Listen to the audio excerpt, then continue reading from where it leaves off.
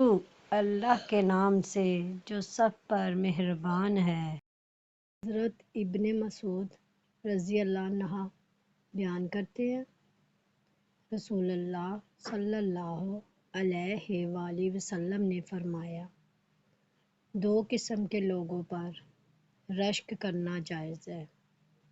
ایک وہ آدمی جسے اللہ نے مال عطا کیا اور پھر اس کو راہ حق میں اسے خرچ کرنے کی توفیق عطا فرمائی، اور ایک وہ آدمی جسے اللہ نے حکمت عطا کی اور وہ اس کے مطابق فیصلہ کرتا ہے اور اسے دوسروں کو سکھاتا ہے۔ حضرت ابو ہریرہ رضی اللہ عنہ بیان کرتے ہیں، رسول اللہ صلی اللہ علیہ وآلہ وسلم نے فرمایا، انسان بھی سونے اور چاندی کی کانوں کی طرح ایک کان ہے۔